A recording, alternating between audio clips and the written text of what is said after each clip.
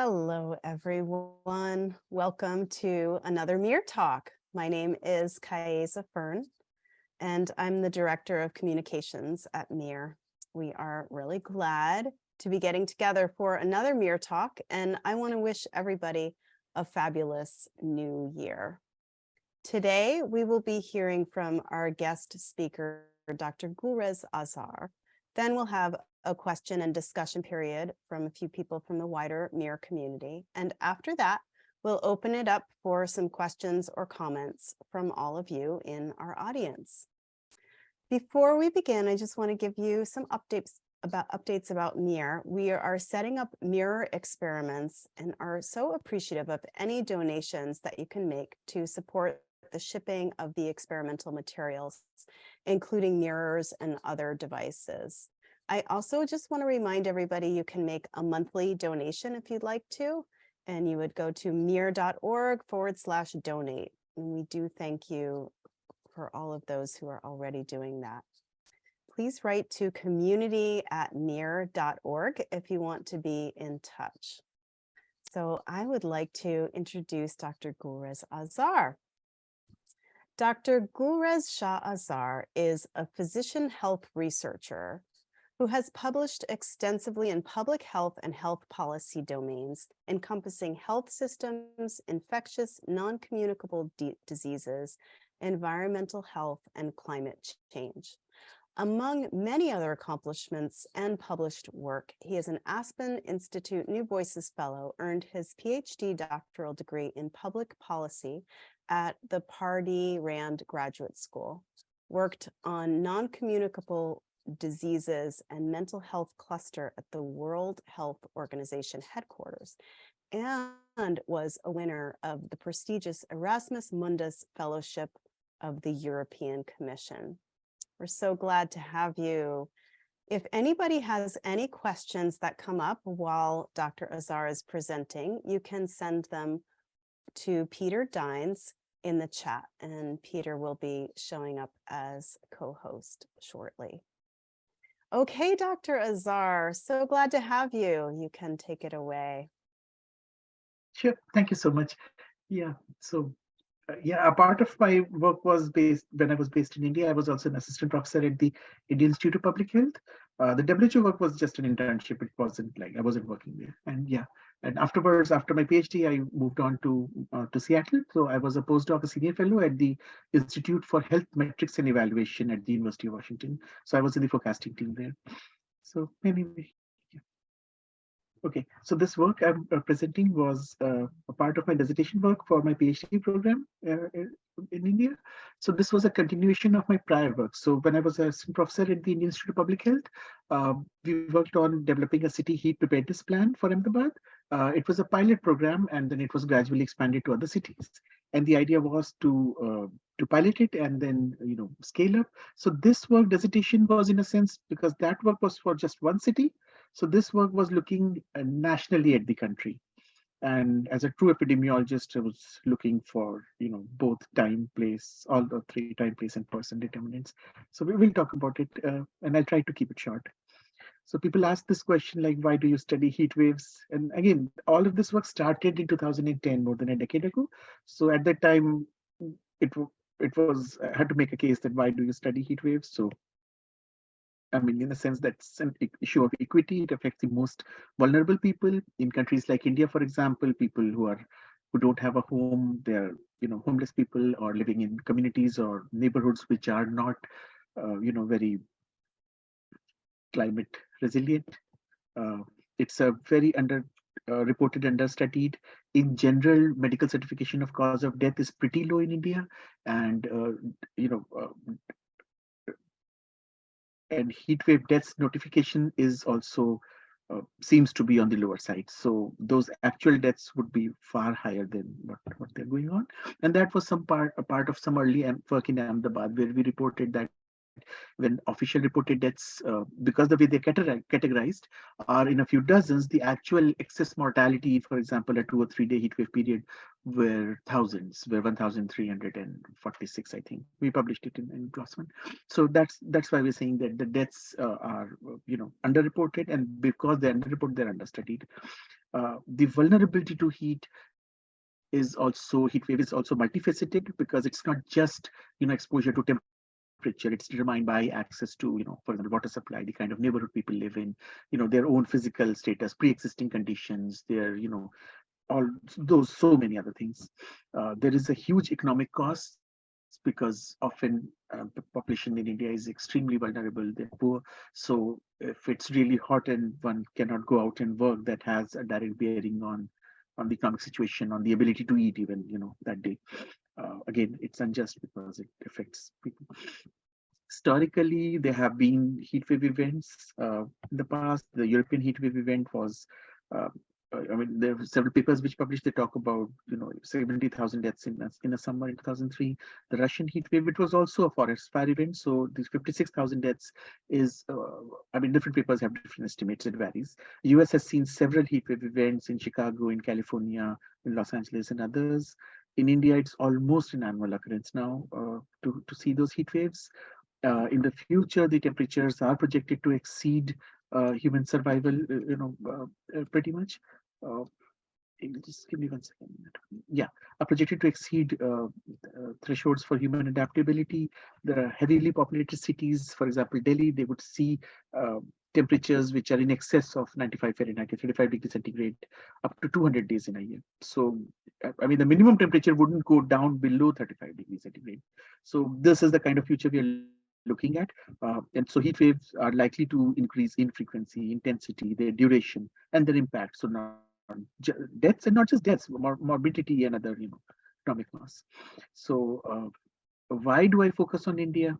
I mean, apart from that, I grew up and I lived there, lived experience my own childhood, growing up without power supply for days, even weeks. The I mean, the Indian subcontinent is actually hotter than places in the same latitude. If you extend that latitude, across, for example, the other places in the same latitude, for example, in China, would be colder. And that the reason is that, they have these natural barriers, the highest mountain ranges in the world, the Himalayas, which stop, Central Asian steppe winds to come to India. So it kind of becomes hotter.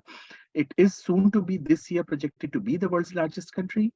It has a hugely vulnerable population. I mean, I explained.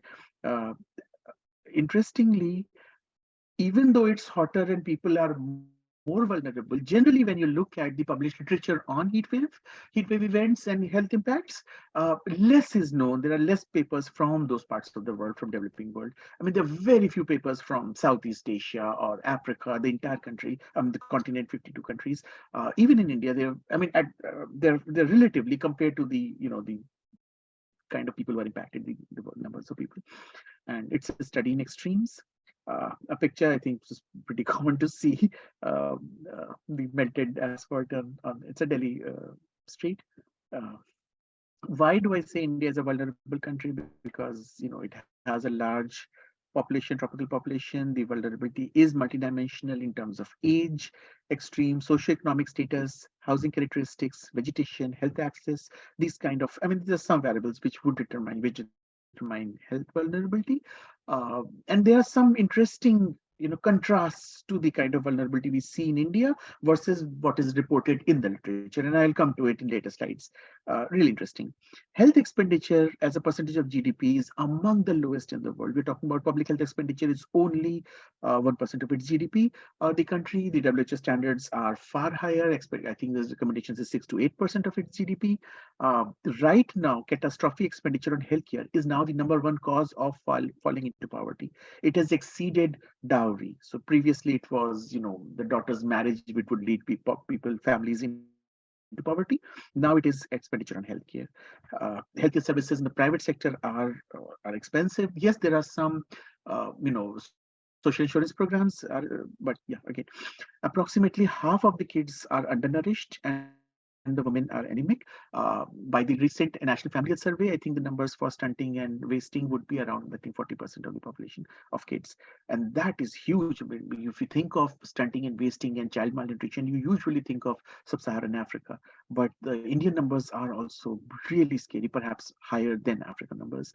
Anemia rates in women, in at least in my state, for example, Uttar Pradesh, it's so high that there are districts where you'd find even 80 to 90% of women would be, clinically anemic, would be diagnosed based on their hemoglobin concentrations. It's that bad. 60% of the population lives under $3 a day.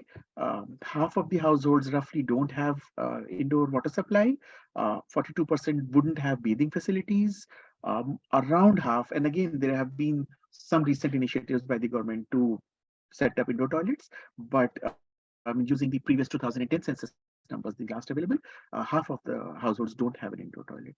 So anything which you think would be, of relief in heat, the ability to take a shower or to just have a source of water indoors, that's not available for half of the households. Cities like Ahmedabad officially have 9% of their households designated as slum. Unofficially, or from other surveys, the numbers are around 25% of households. So 25% of households, if they're designated as slum households, means that they wouldn't by definition have indoor water supply, a separate kitchen or a separate shower. So how would one cool oneself off when it's really hot? So there is this image of countries looking at the world bulb globe thermometer, which countries are at risk from this, and you see it's usually at the Arab Sea, the Persian Gulf, but those are ocean places. But over land, you would see northern parts of the country which are most at risk, and these are the most heavily densely populated parts of the entire country. So yeah. Then this is just a zoomed in figure and shows the wet blood group temperature, WBGT numbers. So this study was divided into 3 papers.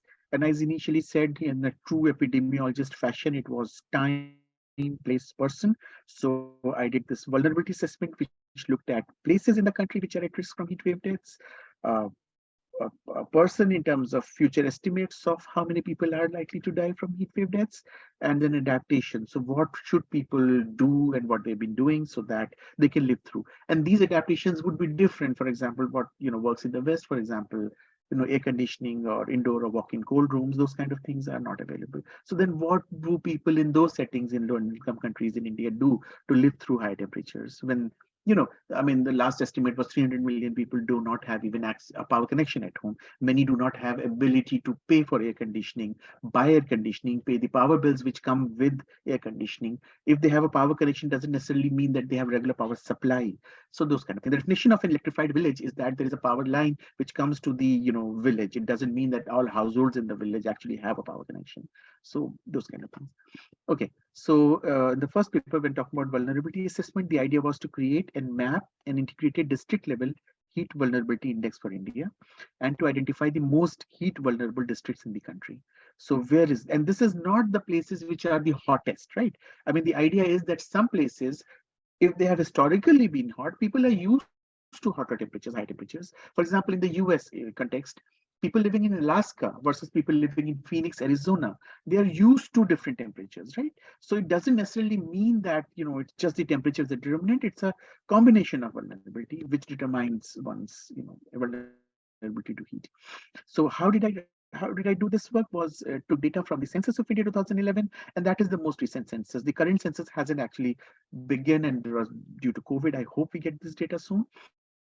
There was this another district level household survey. There was the ISRO, is Indian Space Research Organization. So they have these satellite maps called Bhuvan, which provide vegetation data. NASA has its land surface temperature data from this MODIS data set. At that time, India had 640 districts. There are more districts now. 140 variables I chose based on literature. I mean, it was 2 different researchers who chose separate variables. 140 variables in the initial data set based on the literature that would have an impact on vulnerability on heat. That's based on published literature. They were independently, blindly shortlisted 17 variables, and then final variables were used for this principal component analysis, which kind of combines these different variables into dimensions. So it reduces the dimensionality and combines them in different domains. So the kind of domains one could think of would be a demographic domain, how demographic factors, for example, age or gender, social class, socioeconomic status, income status, household amenities, how they would affect. So these different variables would reduce into these domains: land cover, population health. So how the method-wise use this software Stata QGIS are merged using census district number. That was a unique identifier. So all this analysis was done for each district. Removal of duplicates, cleaning of data, missing data was substituted with state averages. Often some data set would have some missing variables, calculated some estimates, correlations, z-scores, directionality. So all of them would be in one direction. Increasing number means increasing vulnerability. The different variations, rotations on the PCA, so on and so forth. I'm not going to read all of this. Okay, so the results was this first map is the exposure map. So this is from the NASA's MODIS dataset, which shows which parts of the country on 30th, 15th June where the hottest experienced the most heat. I chose that date because after that the annual monsoon rains happen, and then it rains and parts of the country start to cool down. And then this is the heat index. So while some areas, if you look at the index, some areas do overlap.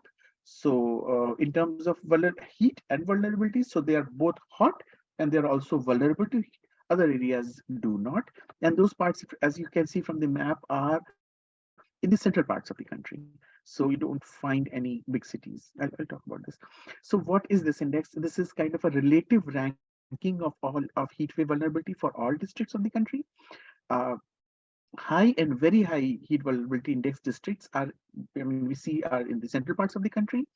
Uh, uh, you can think of, variables with greater correlation to the index could be a starting point for framing adaptation strategies. So looking at, what variables determine vulnerability, and addressing those variables could be, thinking could help in thinking in terms of reducing that vulnerability. And, I adapted this methodology to make it more useful for Indian developing settings. I'll talk about this. I think I skipped it. Yeah, so this was the first paper. I'll quickly move on to second paper. We'll come back to some discussions. Estimating mortality. Now the challenge with this, okay, so the idea was to estimate future deaths under various climate change scenarios, and then estimate direct economic costs associated with these deaths. So again, data from different sources, NDMA's National Disaster Management Authority, NCRB's National Crime Records Bureau, EMDAT is the European Belgian disaster data set. There are several published papers, articles which have time series of annual deaths. So there's this annual adverse weather events reports from the Indian Institute of Tropical Meteorology, so which is run by the Indian Meteorological Department. So they have those published numbers. But those time series often are pretty low, I mean, in my opinion, compared to the size of the country. So, for example, if you are reporting, National Disaster Management Authority is reporting 2,500 deaths from heat waves every year, that in a population of a billion plus people seems pretty low. For example, compared to, I mean, 15 people a day usually die, and on average, 12, 15 people usually die every day just from stepping on and getting out of the local trains in just one city, Bombay. So in that country, I mean, annual deaths from just getting on and off the local trains in Bombay is 10, 15, 12,000 deaths. Saying that 2,500 deaths in the entire country in the year seems to be on the lower side. I mean, there are studies on, there was this paper on Proceedings of National Academy of Sciences, which talks about farmer suicides and temperature increases, and their excess deaths were with several thousands. So then looked at GBD, is the Global Burden of Disease study. So GBD study provides estimates. So they are not actual reported deaths. And the idea there is because not all deaths during heat wave periods are reported correctly as a heat wave death. It could be, I mean, the cause of death on the death certificate mostly is cardiorespiratory arrest. It's a normal death. Of the very few deaths which are medically certified. So most deaths actually in India, at least in most states, are not medically certified. And if they're medically certified, they're not, heat is an underlying cause of death, not the direct cause of death, right? So that's why using GBD estimates seem to make more sense. Temperature time series got from the World Bank Climate Data Portal, mortality population data from the United Nations population projections. I did this kind. I'll show you the next slides, descriptive and some kind of analysis. This figured out the exposure response functions using Poisson and negative binomial models. Death was calculated at the time in 5-year increments, and this kind of things. Economic cost was calculated using value of statistical life approach. So you provide a value to a statistical. So looking at the temperatures, we see that month-wise, uh, it would be the 4th, 5th, 6th. Those are the April, May, June months would be the hottest. These are the official annual heat wave death numbers time series, which, as I said to me, they do show an increasing trend over the years, but yeah, the numbers themselves seem to be pretty low. This was by age group, and these are all actual reported deaths. So there are some interesting findings that even though in the literature you would expect a U-shaped distribution of heat wave deaths, so children would be dying more and elderly would be dying more. In India, based on the reported deaths, we are seeing is that people in the productive, economically productive age group, they are dying the most. It could be that because they're dying, I mean, it makes sense because half of the population of the country, working population, works in the agriculture sector. I think 49% of the workforce works in agriculture. I think 20%, don't quote me on this, around 20% works in the manufacturing, around 30% the service sector. So given that it could be because of the greater exposure, or it could be that because people in this age group, those deaths are more likely to be reported. I mean, in Ahmedabad, in prior work, when we reported deaths from heat wave, we realized that many people actually do not report their deaths because they don't require a death certificate for inheritance and property purposes. It just is not, or it's a migrant population. So people are coming and working in Gujarat from states like Odisha, Jharkhand, my own state, Uttar Pradesh. So they're migrant populations. So after a death happens, they move back or their bodies are moved, or I mean, no one has the time to go through the bureaucracy to get a death certificate. So maybe these are reported deaths. Similarly, between male and female deaths, we noticed that more number of male deaths have been reported. It could again be due to either exposure, or it could be just that the male deaths are more likely to get a death certificate issued. It could be both. These are the projections of mortality, and these are based on the global burden of disease estimate. So these are not, the projections are not based on the actual reported death. These are based on estimates. And based on these RCP scenarios, we see that we could be seeing around 80,000 to almost 100,000 deaths by the end of the century. And this plateaus out despite the temperatures increasing. And you see this plateau phenomena perhaps because the population itself is likely to stabilize of the country. So the denominator that stabilizes, and therefore the delta, the increase in deaths, even though the temperatures increase, the excess deaths start to go down.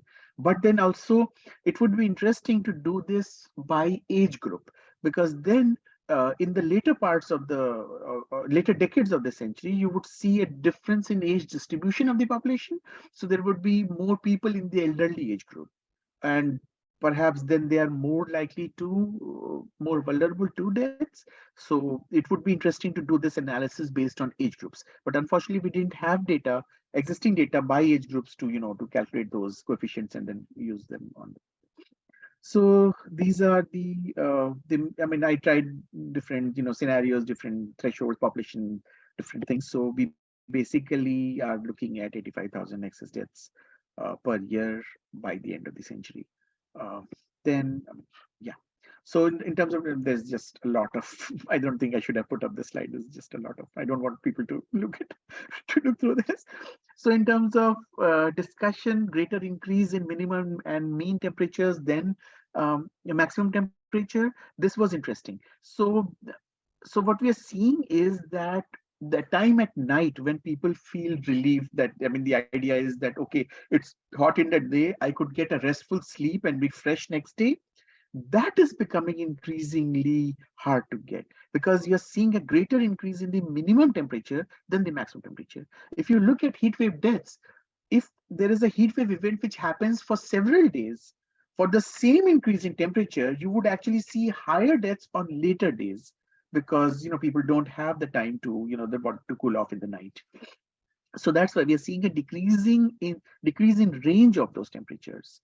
And to make things more scary, if you think about this, the temperatures, reported temperatures in India come from this India Meteorological Department IMD dataset, and IMD has weather monitoring stations which are usually close to airports, and airports are located outside city limits. So these temperatures actually do not include the urban heat island effect. So in Ahmedabad, I mean, we use these infrared cameras and measured urban temperatures, heat island effects, and so the urban temperatures would be actually higher than what was reported in the official temperatures. Because again, I mean, it's not deliberate, it's just that the weather monitoring station is located outside the city limits, usually for most cities.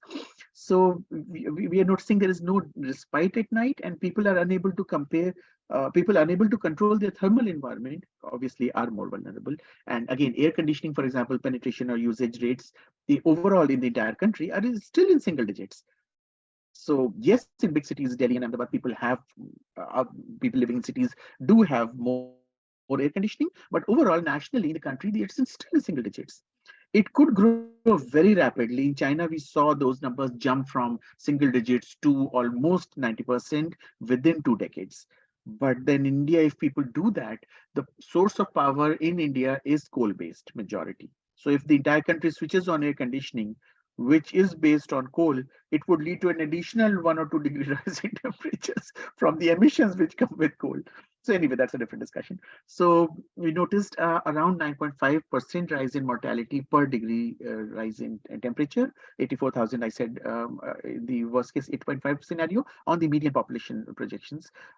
Economically, it would translate to around 13 to 23 billion dollar costs using the standard Viscusi et al. VSL estimates. There is a considerable range around that because there is a lot of variation in terms of population growth trajectories, RCP scenarios on the cost thing, and the variable which we don't have a handle on is adaptation. How much people are would be would become used to tolerating temperature wise. And but there's some studies which talk about these temperatures would be exceeding human adaptation thresholds. So I mean, and medically again, if you think about this, if you have fever, your core body temperature is above, for example, 96 Fahrenheit. If you're 30 something centigrade, I'm sorry, I flipped into Fahrenheit nowadays. But if you think about this, uh, it's fever. But if your outside temperature is above that, right? So there is, and there is a higher humidity as it's common in those parts of the world. There is no natural physiological way that one could cool oneself, right? So with short of air conditioning, there is nothing anyone would be able to do out in those environments when the outside temperatures are above your core body temperature. So you will get roasted. Okay, so there are some assumptions in this estimation exercise that there is a steady state assumption that the future is an extension of the past. It might not be. There are research which talks about climate tipping points and stuff.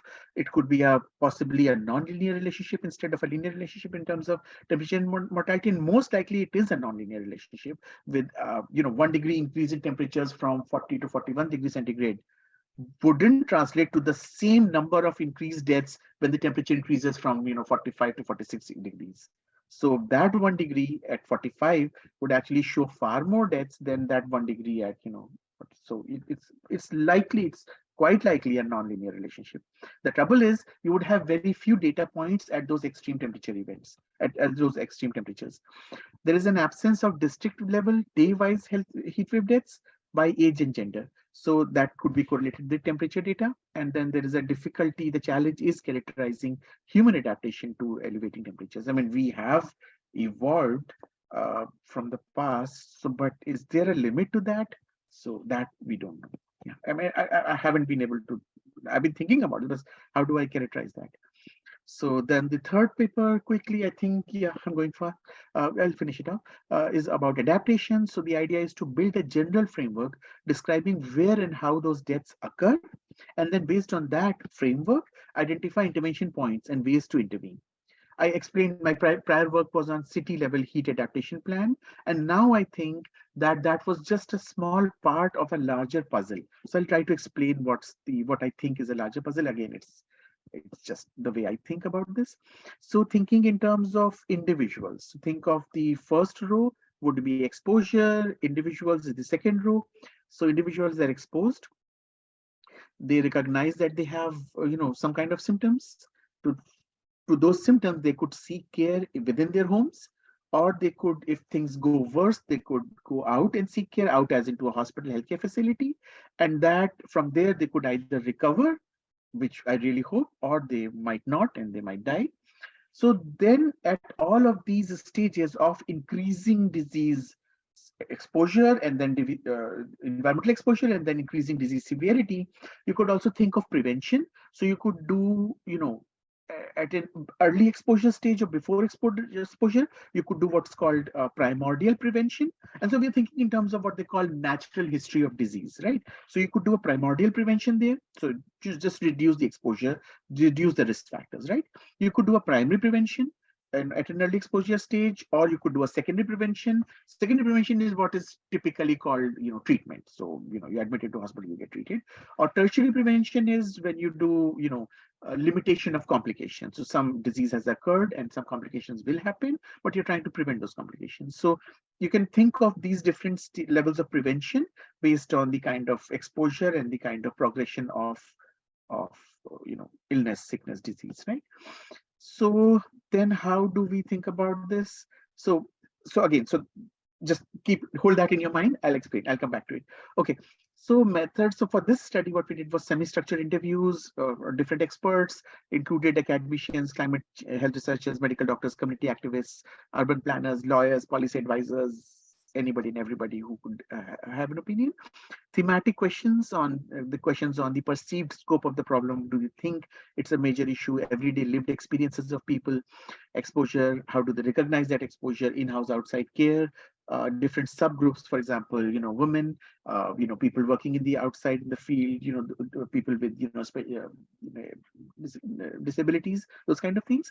So, and these really are, okay, I'll explain. So for example, if you think about subgroups, so if you think about women, it's the way it works, because all of these vulnerabilities, they stack up on each other. So if you're thinking, just imagine for a woman working in a slum household in a city. So by definition, that's a slum household, right? It doesn't have an indoor source of water supply. So which means that the woman is carrying water from outside every day and bringing it to the home, right?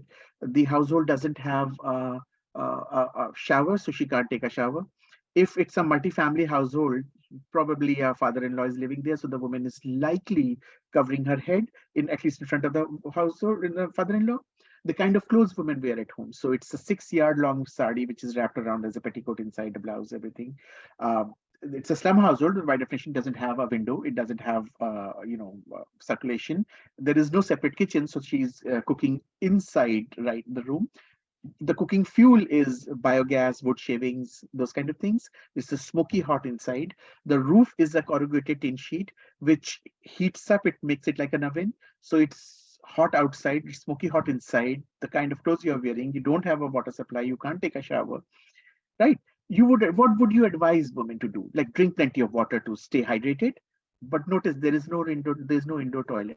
So if she drinks a plenty of water, there is no way to relieve oneself, right? So women go out and relieve themselves in groups early in the morning, before dawn, and late at night.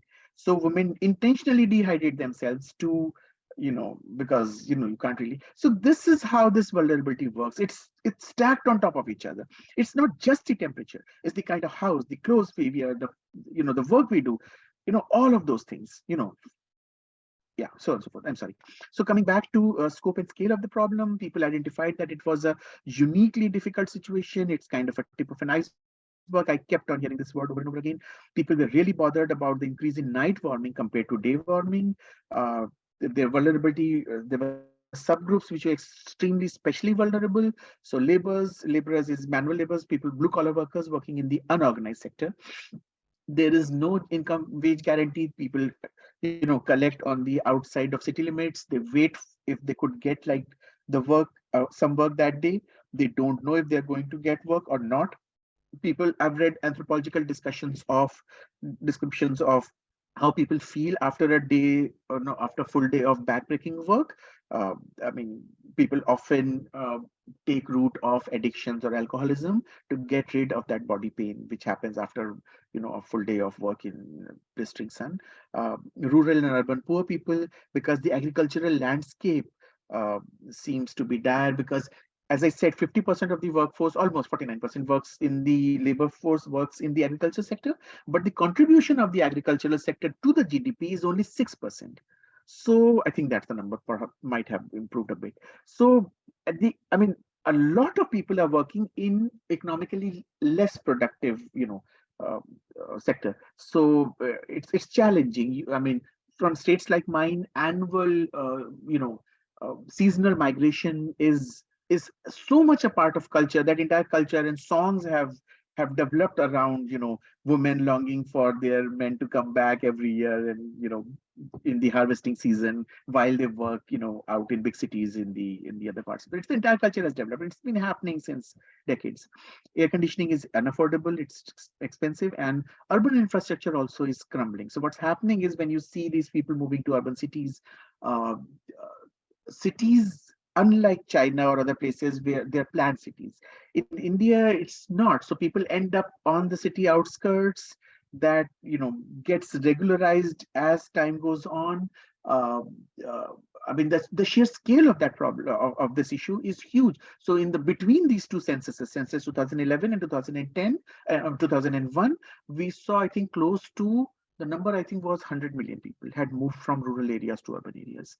And urban areas, they are again not planned cities. So people are living in slum households. I mean, those households end up becoming slum. Even that is interesting, because the definition of census definition of a slum is that it has to have 60 families or 300 individuals living there. So what we call, what are identified as slum households in the census, are actually not the vulnerable slum households, because the most vulnerable slum households without any amenities, once it's designated as a slum household, they would have a power connection or some kind of approach road built up. The more vulnerable slums are actually not designated as slum, because they are temporary, they are recent, but they are growing all the time everywhere. Women and children, as I mentioned, I explained the example of women living in some household, and others, for example, elderly people, people with pre-existing conditions, medical conditions, sick people, those kind of things. The consequences, people describe that it's about survival, it's somehow just staying alive somehow, and that really touched me. Um, it's just somehow, just let me pass this day and we'll see the next day as it comes. It's like being in oven all day. Medical effects, people described heat cramps, heat stroke, heat exhaustion, especially if one had a pre-existing conditions. Of course, it impacted people's productivity. There were infrastructural impacts. There were mental health consequences. People just felt really angry and irritated. Chronic diseases and so on and so forth. There's some pictures from what people do. It's really hard. Yeah, it's just completely. I mean, sleeping on the rooftops. It's pretty common, and so on and so forth. Uh, what people could do to mitigate this heat was individually talk about education, behavior change, housing modifications, and some of them have merit, and I'll talk about them, or maybe I do right now. So historically, for example, community level, you could do a participatory urban planning, tree planting, cool roofs. Yeah, we'll come to Meer's work. Social capital, federal level, you could do infrastructure policies, building, heat, labor policies, technological solutions. And yes, situation is dire, but if you think about this, those parts of the world historically for centuries have been densely populated, right? Air conditioning was, I think my father was the first person in our entire extended family who ever saw air conditioning. Grandfather was the first person who saw fan. I'm pretty sure his father would have been the first person who saw electricity. But people still used to live in those parts of the world before electricity or fan or air conditioning existed. So what were they doing? So that is, I think, it just keeps me up and thinking. So how do you respond to them? So based on, so what are those practices? So for those practices are about food and liquids. So having chas, people from Gujarat would recognize it's a yogurt drink. It's a mandatory part of lunch in Gujarat. Staying cool using fan or staying indoors. Community level, we could think of providing electrolytes, water conservation methods. Federally, we could do public awareness and outreach research. And often the issues which arises, often adaptation suggestions seem to go against climate mitigation. So if again I explained air conditioning. switch on air conditioning, but then because the power is based on comes from fossil fuels, it would worsen the overall emissions situation. So the challenge is then to find those win-win solutions. And again, as most societal problems are, this is an incredibly massive and complex challenge. And this is something it cannot be really explained, right, with the slides. This is something you actually have to feel it, right? I mean, I personally, to remain grounded, I mean, you might find it really weird. I do not use air conditioning in a car. If my car has air conditioning, I just never ever use it. So, and again, I mean, US is not as hot as in, but I used to live in Los Angeles and it became hot. But I would never, just to remind myself of what it is to live in those kind of things, to keep myself grounded. So policy implications, where and when to focus. Some parts of the country will be affected more than other. The central parts of the country, these parts are not really developed. There is those states are called, yeah, I don't want to use that word.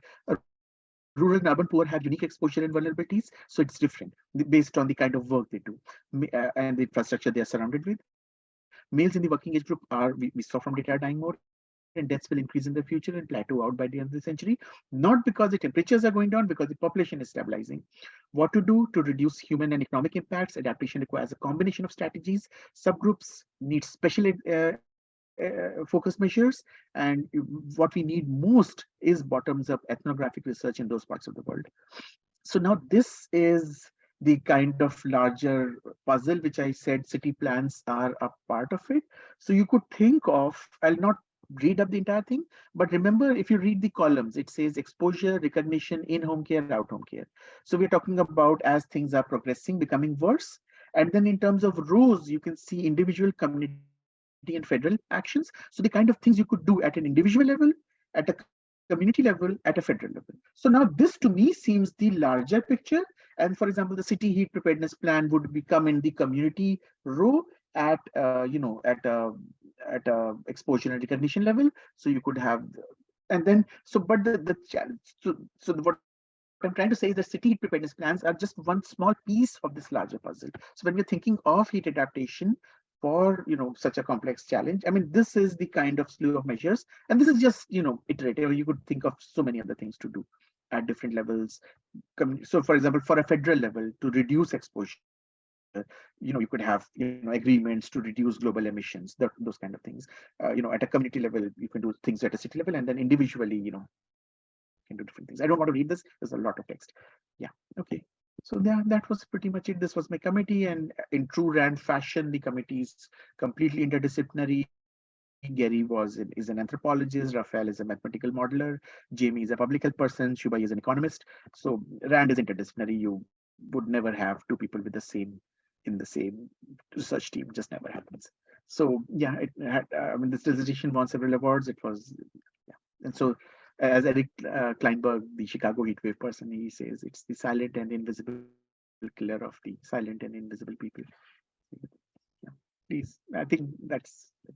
Please feel free to ask any questions. As you said at the beginning, this is underreported, and so I think it's just so good for us to be educated about all of this. We are going to bring on a few people from our MEER community who would like to ask you some questions. And just a reminder to everybody else in the audience, you could send any questions that you have to Peter Dines in the chat. So I will introduce Dr. Lekha Rathod is an Indian physician with a background in primary and emergency health care, who currently works on implementation science and non-communicable diseases. She co-chairs the Planetary Health Working Group of the Junior Doctors Network of the World Medical Association and advocates for health and climate change adaptation through that platform. Potunuri Leah focuses on providing sustainable solutions with affordable alternatives to solve environmental problems. Under the guidance of Dr. Ye Tao, Leah worked on energy efficient harvesting of locust swarms as a renewable high nutrient resource with significant climate remediation co-benefits. She was selected as a National Geographic Young Explorer in 2020. Leah earned her bachelor's degree in mechanical engineering with specialization in design stream at Nanyang Technological University in Singapore. And then we also have, I'm not sure if he'll be able to turn on camera, but we also have Pratik Chimne. Pratik is a mechanical engineer by training. He has been inspired by global movements to take action on climate change. He seeks to identify, develop, and promote climate solutions that alleviate thermal intolerance and improve human well-being in low-income, underprivileged areas. So thank you to all three of you for joining us to ask some questions. And you can go ahead, Dr. Ratod Leika. Yeah. Thank you, Guru. Thank you, Dr. Azhar, for your presentation. I did read your dissertation half an hour before this.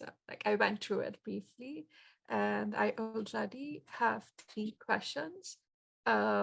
One is a very medical question. So with the increase in cardiovascular diseases and diabetes mellitus in India, how do you think heat waves will affect people who suffer from these multi-morbidities, especially those who are highly vulnerable? Like in the words of Eric Kleinberg, who said that those who are highly vulnerable are the silent sufferers. And my second question is about adaptation. So historically, a classic, my grandparents come from Gujarat on the coast.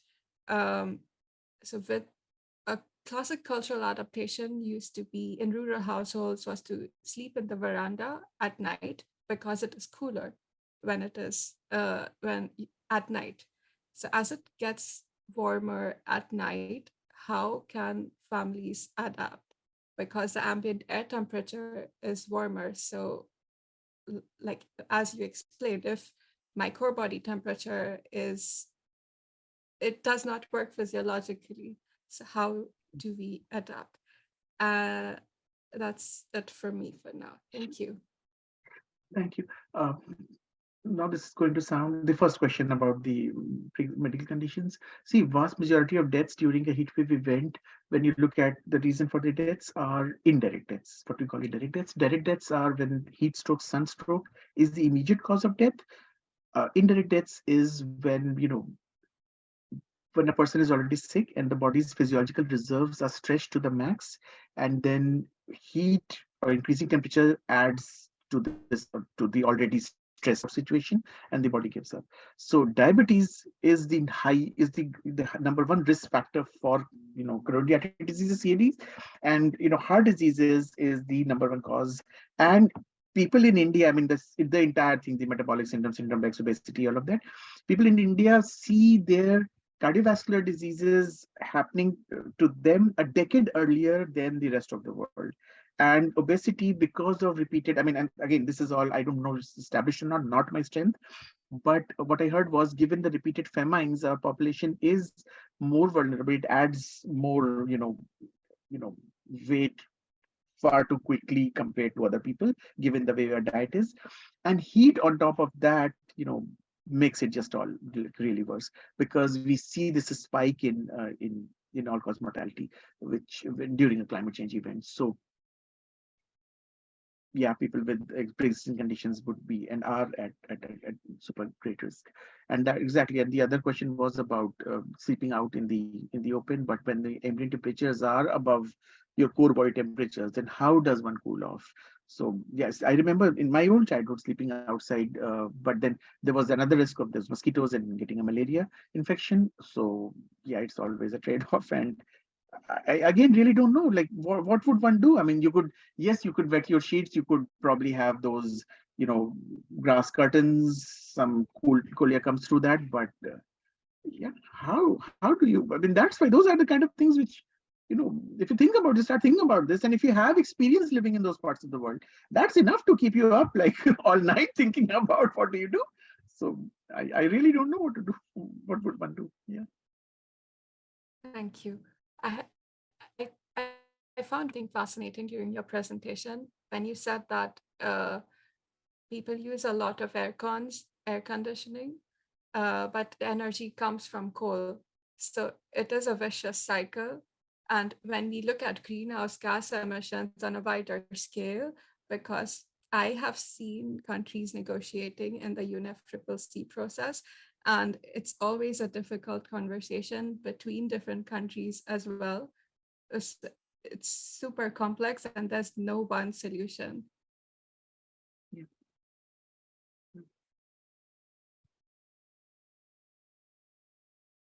Leah, I'll pass it on to you. Yeah, it was a really great presentation. It was really interesting.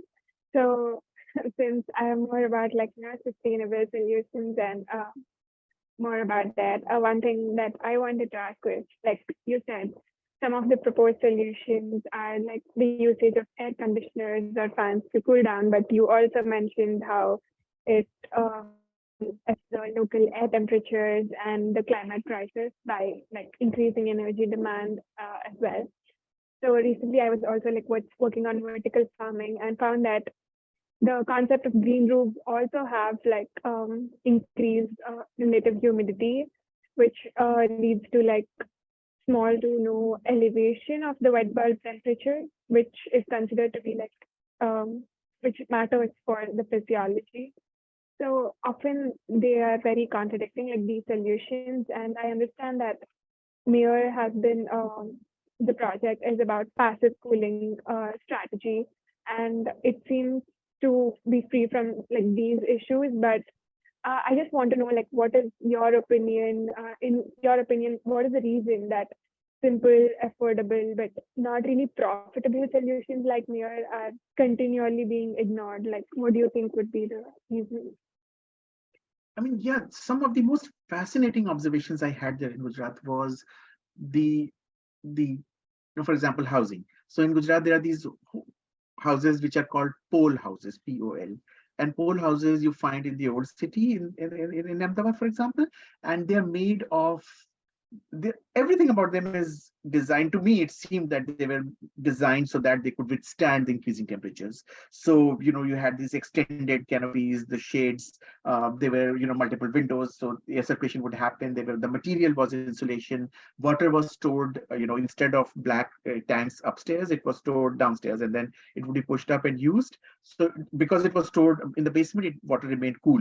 Because of the insulation, because of the narrow streets and the location, in a way that the sunlight wouldn't enter those houses. So a lot of those, I mean, they would naturally stay cooler then. In Rajasthan, you have those jali houses, which also have the same housing designs. Similarly, the kind of dresses I noticed. So there were these community of people called Rabadiyas in Gujarat, and the women would wear, black ghagra, lehenga, and they're like skirts, and men would wear white clothes.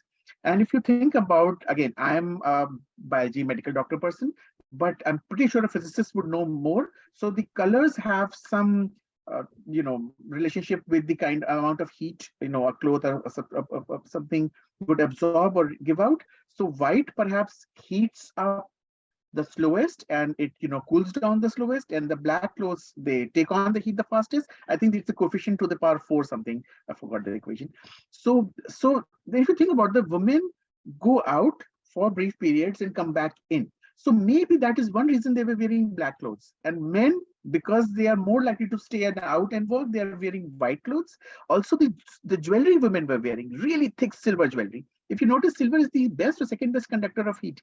So maybe that, I mean, the neck, on in the in the wrists and in the ankles. So maybe that had something to do with the clothes. So then thinking about the food people were eating. So I mentioned yogurt was one of the things, or the general practice of, apart from Ahmedabad, any district in Gujarat, if you go in the afternoon, you are very less likely to find people working in the afternoon. There is a great nightlife, but afternoon is the time for relaxation. Maybe that is one reason, because it's so hot that there is no point, exposing yourself to. Similarly, field work. Farmers used to, I mean, they work early in the morning, when the sun goes up, they go down and sit under a tree to relax. And then, so maybe these are the kind of lifestyle changes which are not expensive, they're not technologically intensive, but they can provide some degree of relief. And perhaps they have been practiced historically since centuries. I mean, I was reading some anthropological study by a US military colonel in pre-independent British India. And he was talking about at that time, there were these local techniques of making ice using straws from, leftover crop stubble, stuffs, and you make shallow water, you put that. And it was, I could imagine like making ice without a freezer and electricity. So there have been practices, tanks, water storage, clothes, food, housing designs, those kind of things. Perhaps, we need to revisit them apart from, of course, what we are doing. Yeah. I hope it answered the question. Yeah, thank you so much for your answer. And yeah, I think Pradeep can. Question? Yeah, hello everyone. Hello, Dr. Gu. Yeah, so I wanted to know if you have done any quantitative research on the have you studied how the passive cooling strategies can help to alleviate this thermal intolerance? No, I haven't done that. I think that kind of work is being done at National Institute of Occupational Health. They have these laboratories where they look at heat produced by human bodies under different conditions, those kind of things. So that is NIOH, I think. One of my team members, when I was in India, one of my team members, his name is Dr. Priya Datta. She was a part of that lab with, I think, Professor Nag, who retired from National Institute of Occupational Health. I think she has done a lot of physiological work. I did do some work on before this, it was interesting. So I actually was a professor before I did a PhD. So when I was working in Ahmedabad in India, we did a study on similar studies. So one was in slum communities, one was in, so there was this particular study was on construction workers. And we tried to initially reach out to construction sites to measure, physiological variables for construction workers, but we were often chased out because, you require access and permission, and no one, contractor would give us permission because the status of the workers was likely violating many labor laws. So we ended up doing this study on our own institute. So as our institute was being built in Gandhinagar, so we did this study over summer, winter, and the next summer period, to monitor, the workers at the site, local WBGT temperatures, exposures, a survey about, sickness. And we had some really interesting findings that, not just really sad findings, that around 10% of the workers were actually not just sick, they were hospitalized when it was really hot. The ambient temperature, the WBG temperature, at all times, including winters, exceeded the maximum allowable thresholds. So if you're using the ACGI standards, American Council for Government Industrial Hygienists, if you're using those ACGI standards, you should not be working at all in India. So if temperatures are, I think, please don't quote me on this, it was a decade ago, but I think the number was, WBGT was less than 28, heat index was 28, then 28 to 30, 30 to 32, and above 32. So above 32, you shouldn't be working. 30 to 32, you should be working for 15 minutes and taking a 45-minute break, and graded based on that. So what we were finding was, and it was published in the Indian Journal of Occupational Environmental Medicine, yes, and Priya was the first author on this, and I was one of the co-authors, and I realized that it's really bad. And there are very few studies which document any of this stuff. Similarly, we did a study on slum communities. So it wasn't a physiological study, but in slum communities, we did a survey on, it was a really long name, cross-sectional cluster randomized survey of household exposure to heat, something, really long name. So where we looked at living conditions of people, we didn't measure exposures at that time. But it was interesting to see. I described the condition of a slum earlier on in the talk. So when you ask people, like, what do you do when it's really hot? Do you know when it's hot? So the sad things were that people really didn't have access to temperature measurement, those kind of things. They would explain, look, I used to sit under this peepal banyan tree and it would make me feel relieved. But there are days when there is no relief even after sitting under this tree. So that is the day I realized it's really hot. there are sad things, but there was no awareness. But some welcome things were looking at the relationship between heat-related illnesses experienced by people and awareness of, so do you think heat is a problem, or do you realize that it could cause sickness or illness or bad health? So those people who were aware that heat could lead to bad health or sickness were 4 times less likely to actually suffer from heat-related illnesses. The odds ratio was 4. So the idea was that if there is some awareness of heat as a health threat, then people are less likely to fall sick from heat. We couldn't measure heat-related deaths because the sample size based on that study. I think we did 12 blocks in Ahmedabad and 320 households or 30 households per blocks, so around a few thousand. Again, it was more than a decade ago. So yeah, some early studies, but not lab studies. Even in those lab studies, some of the literature I've read recently, that the estimates are actually pretty weak. So there are just 2 lab studies based on which we assume human adaptation to heat, and one is on college students in South Africa, and one is on some lab studies. So it's not really representative of the actual population, which would include people who are not as healthy as college students. And we are determining the global adaptation, strategies based on only those 2 studies, which are pretty weak. Yeah, I'm sorry, I should give more citations. Yeah. Okay, thank you. Thank you. Okay, well, thank you all so much for joining to ask some questions. And I know for a couple of you, it's late at night where you are. So thanks for coming on. And now we have some questions from our audience, our live audience. And here's one. I know some of us have read that book, Ministry for the Future, which is really frightening. Given the current, so here's a question. Given the current emissions scenario that has us heading toward 2.6 Celsius, what are the chances, what are the chances of areas suffering from wet bulb temperatures as depicted in Kim Stanley Robinson's book, Ministry for the Future? Do you have a sense of that? I'm sorry, I haven't read that book, so I don't know about this.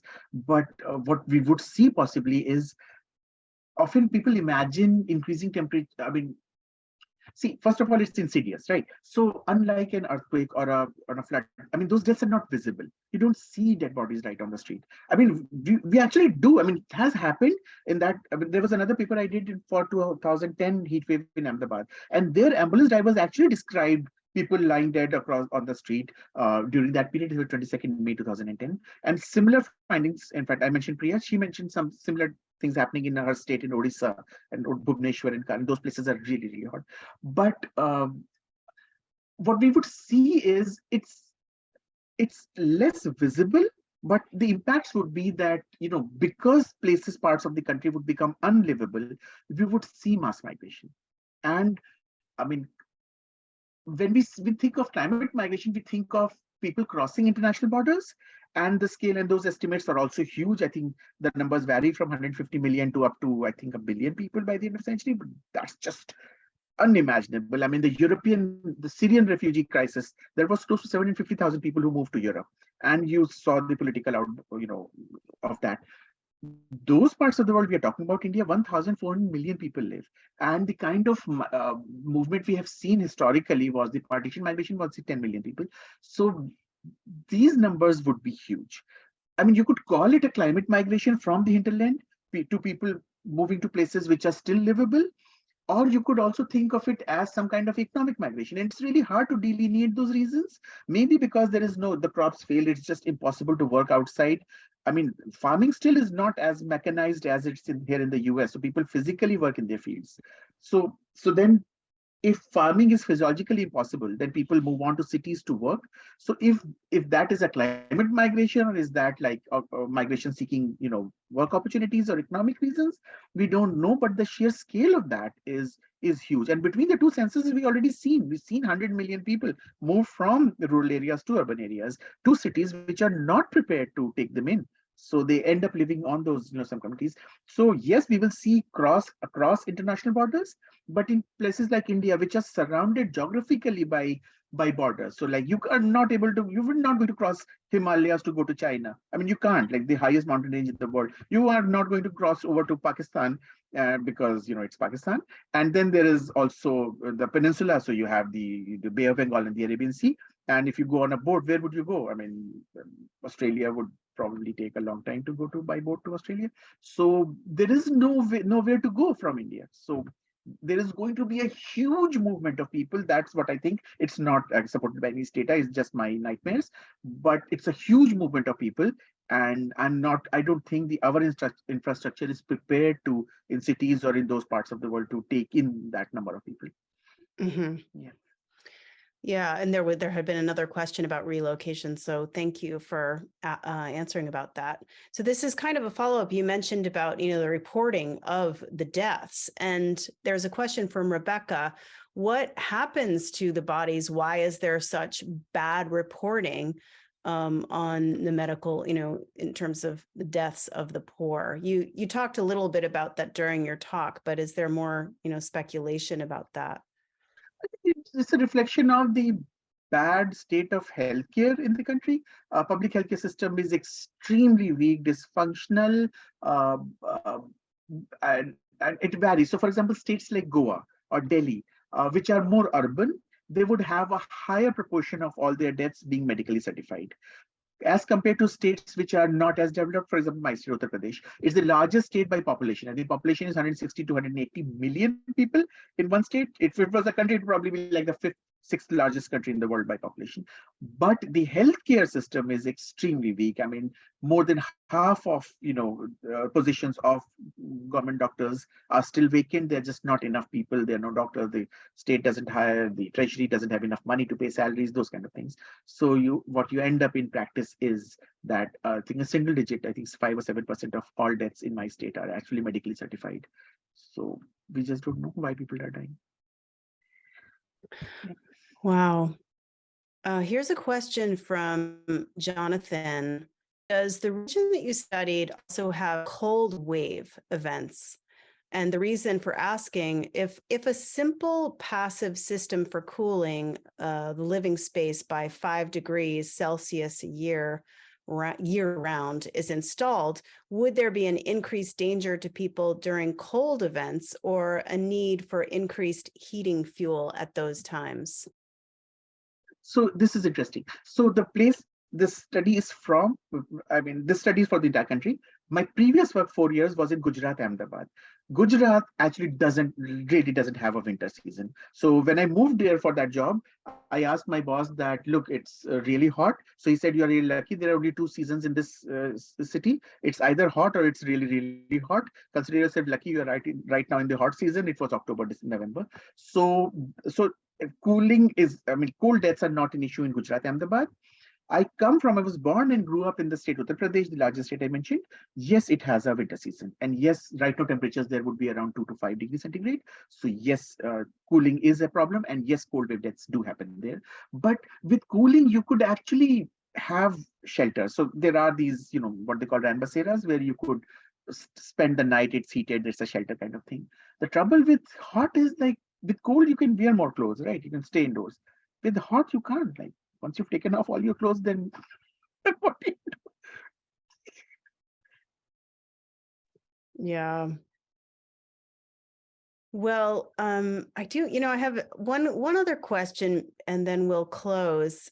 Has there been any effort in bringing overseas Indian professionals back to India to assist with emergency humanitarian aid? I don't know if you know about that sort of thing, but I'm not aware of such yeah. activities. There is some welcome changes. So National Disaster Management Authority now recognizes heat as a disaster. Previously, like several years ago, it didn't. So that is one welcome thing. So they have these guidelines every year about, and a lot of the good thing about this heat is is that many of these deaths are preventable, and preventable by simple, as I said, the slum community awareness survey, that awareness that heat can be deadly, just this awareness can lead to people, taking measures to keep themselves cool, stay hydrated, have a glass of water, and side of things. There are things which require systemic change. So, as I mentioned, lack of water supply, indoor toilets. So yes, those are those behavioral, cultural things. So yes, if we could wear less, more comfortable clothes in the summer, maybe that would also have an effect. So both kind of things. So that's a welcome thing. So many of these life-saving measures are simple awareness, public messaging, advertisements, telling people that please take care of yourself. Some of the things I saw in the US are so like amber alerts. So if there is a heat wave alert, there is a public warning, right? In buses or parks, there's simple things which can be done. Parks can be kept open. Make sure there is no unscheduled power cuts which happen during heat wave events, or water supplies which have at least supplied during when it's really hot, or tanker supply in places where there is no regular water supply. So I mean, many such things can be done. They are inexpensive. It wouldn't really cost anything to do them. And of course, some things would require major systemic infrastructure changes like. Right. Well, we really want to thank you for coming and for presenting on MEERTALK today. It's been really informative. And I think there will be some more people looking up your dissertation who are very interested in it. So thank you so much. Thank you so much. Thank you so much for having me over. I really, yeah, I'm delighted to talk about this. This is something one has to feel like it.